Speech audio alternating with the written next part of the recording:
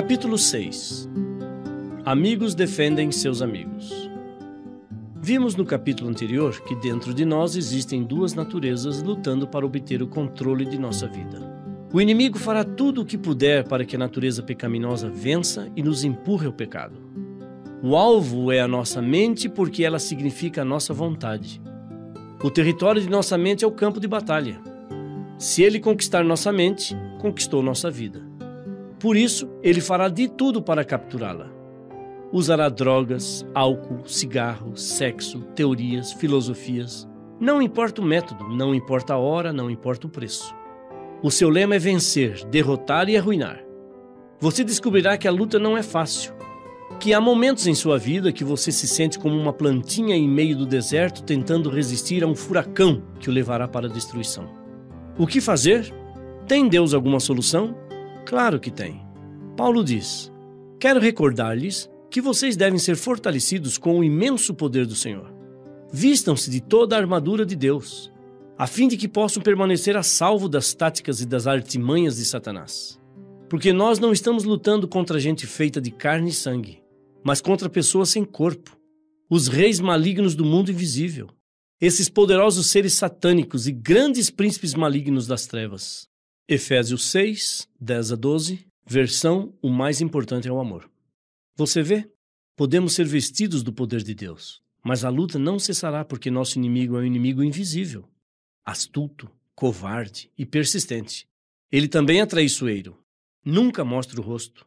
Ele se disfarça, se esconde e usa como instrumento para chegar ao controle de nossa vida algo muito sutil chamado tentação. O que é tentação? É todo o esforço que o inimigo faz para levar-nos a pecar. Mas tentação não é pecado. Ninguém precisa se sentir um pecador pelo fato de experimentar a tentação. Se você está deitado na cama e de súbito aparece um pensamento pecaminoso na sua mente, você não precisa pensar que está perdido e se condenar pelo fato de um pensamento negativo aparecer por 1 ou 2 segundos. Ellen White tem uma ilustração muito simples a respeito. Você não pode impedir, diz ela, que os passarinhos voem em cima de sua cabeça, mas pode impedir que eles façam seu ninho nela. Existem muitos e variados tipos de tentações. Na realidade, Satanás tem uma fábrica destas. Lá são elaboradas tentações personalizadas, cada uma especialmente preparada para cada indivíduo. E o inimigo conhece muito bem o lado fraco de cada ser humano. Para um, será o álcool. Para outro, a inveja. Para outro, as drogas. Para outro, a deturpação do sexo. Enfim, a nossa luta é contra um ser inteligente. Ele conhece as nossas origens, o ambiente que crescemos, a herança que recebemos de nossos pais. Fará de tudo para nos enganar. Ele se esconderá atrás de uma música sensual, atrás de uma mulher bonita, de um rapaz maravilhoso, de uma teoria fascinante. Ele se vestirá de luz se for preciso. Para os propósitos dele, vale tudo. O fim justifica os meios. Mas tudo o que ele fizer para enganar você é apenas tentação. E tentação não é pecado. O inimigo nunca poderá vencer, a menos que conte com a colaboração do ser humano. Ele pode fazer o que quiser. Pode rodear a nossa vida de tentações. Vozes, muitas vozes. Dinheiro, glória, fama, prazer, luzes. Muitas luzes, o que quiser. Tudo não passa de tentação. Ele não pode obrigar-nos a pecar. Se cairmos é porque aceitamos cair. É porque cedemos voluntariamente aos feitiços da tentação. Por maior que seja a pressão exercida sobre a alma, a transgressão é o nosso próprio ato. Não está no poder da terra nem do inferno compelir alguém a fazer o mal. Satanás ataca-nos em nossos pontos fracos, mas não é o caso de sermos vencidos. Por mais severo ou inesperado que seja o ataque, Deus nos proveu auxílio e em sua força podemos vencer. Patriarcas e Profetas, página 442. Podemos ilustrar a diferença entre tentação e pecado com o telefone. O telefone pode chamar. A tentação é o telefone chamando. O pecado acontece se você atender. Se você não atender, não existe pecado. Mas o telefone continua chamando. Incomoda? Claro que incomoda, mas não passa de simples tentação. Consideremos agora alguns conselhos que podem ser úteis ao enfrentarmos a tentação. Quando a tentação vier, procure pensar em outra coisa. Já explicamos que a luta é para ocupar o território da mente Então coloque em sua mente promessas bíblicas. Há uma lei física que diz: um espaço vazio só pode ser ocupado por um corpo. O espaço é nossa mente. Ela nunca pode estar em branco, a não ser quando estamos dormindo. Toda vez que a tentação vier, peça socorro divino. Repita um salmo de cor, cante um hino, repita o verso da meditação daquele dia. Coloque pensamentos e promessas bíblicas em sua mente. De acordo com a lei física, a tentação não terá vez. O que não podemos é permitir que o pensamento negativo, chamado de tentação, permaneça em nossa mente mais de 2 segundos. Não devemos acariciá-lo, não devemos deleitar-nos com ele, porque aí a tentação vira pecado. Primeiro em forma de desejo pecaminoso, que nos levará depois ao ato pecaminoso, e se repetido, conduzir-nos-á ao vício. Outro conselho que devemos lembrar é que o período crítico da tentação não dura mais de 3 minutos. Toda tentação tem um processo. Começa aos poucos e vai batendo e batendo cada vez mais forte à porta da cidadela de nossa mente. Há um momento que parece que não vai dar para resistir. Mas toda tentação chega ao ponto máximo de sua intensidade num período de 3 minutos. Lembra do exemplo do telefone? Ele toca, toca e se você não atender, ele para de tocar. O bom de tudo é que após passar a investida da tentação, você pode ficar muito mais forte. Cada vez que somos tentados, vencemos ou fracassamos.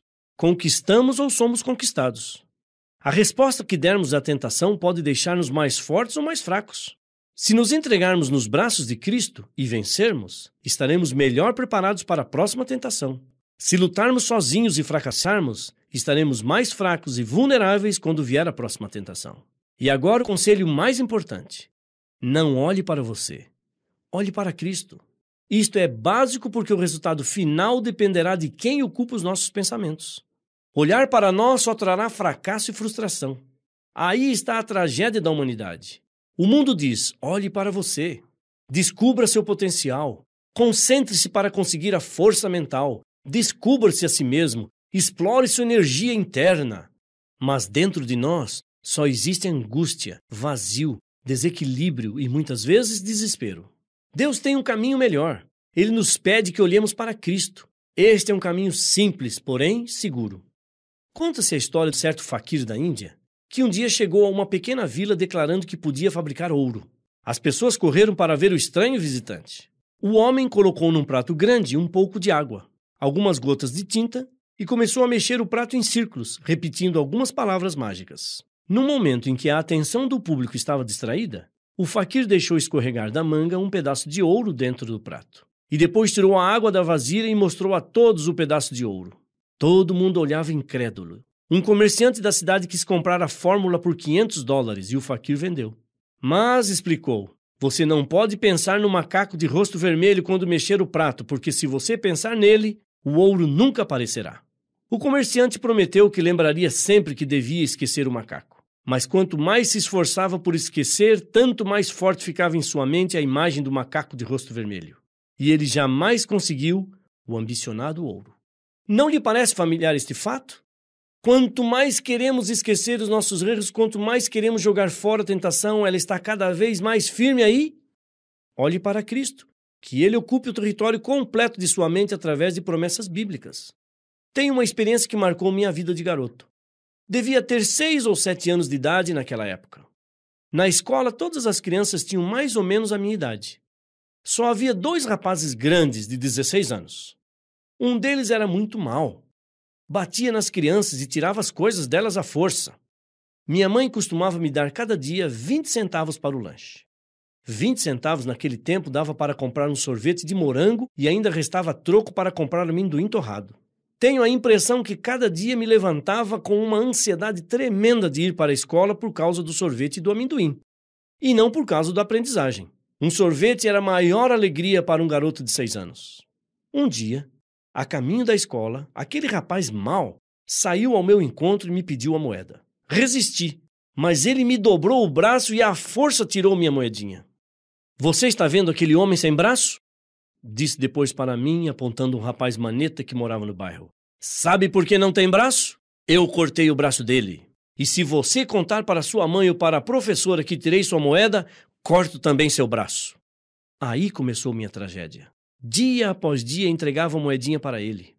Isso causava uma revolta dentro de mim. O pior de tudo era que não podia avisar a ninguém. Não queria perder o braço.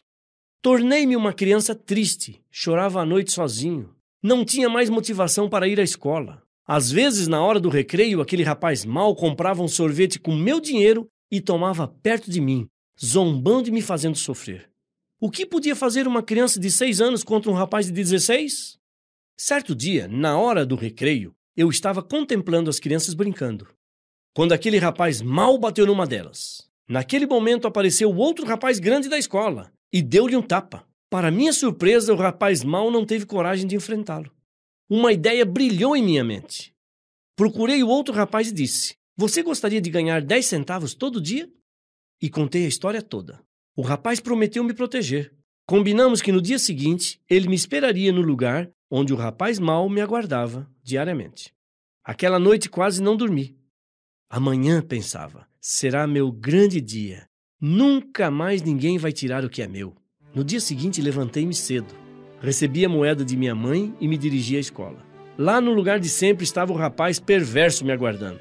Dessa vez não olhei para ele. Segui meu caminho, mas ele me alcançou e me pediu a moeda. "Nunca mais, ouviu? Nunca mais vou lhe entregar a moeda", disse eu olhando desafiadoramente para os olhos dele. Meu verdugo quase não podia acreditar o que estava ouvindo. Começou a me dobrar o braço, mas naquele instante, do outro lado da rua, saiu meu amigo e nós dois demos uma surra no grandão. Você está rindo? Também eu sorrio hoje. Mas tremo, pensando nas horas de angústia e de impotência que uma criança de 6 anos viveu. Nós somos a criança e o diabo é aquele rapaz de 16 anos. Às vezes ele vem e nos tira não a ilusão de um sorvete, mas a alegria da vida.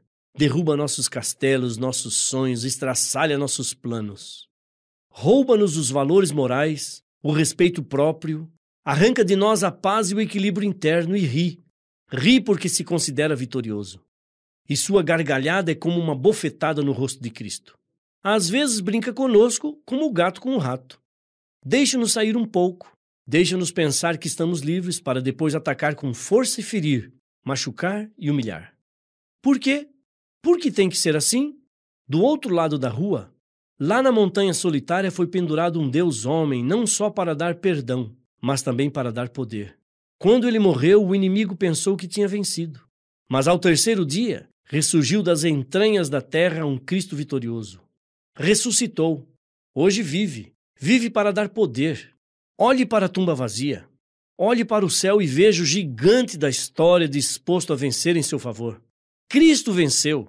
Venceu seu inimigo no deserto. Venceu-o na cruz. Venceu-o na morte. Só resta vencer em nosso coração. Aí a decisão é nossa. Ele não pode vencer em nosso coração se não permitirmos.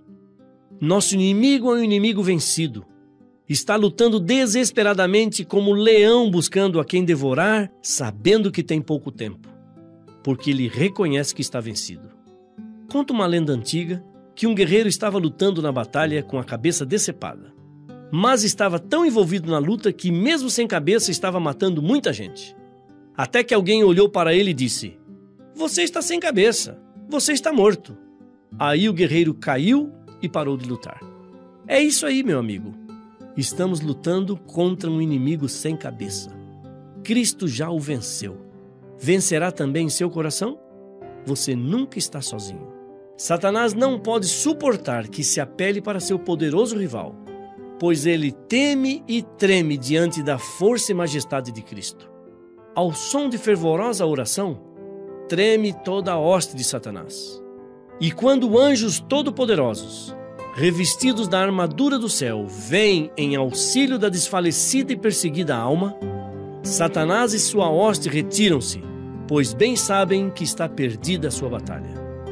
Clama ao Senhor, alma tentada.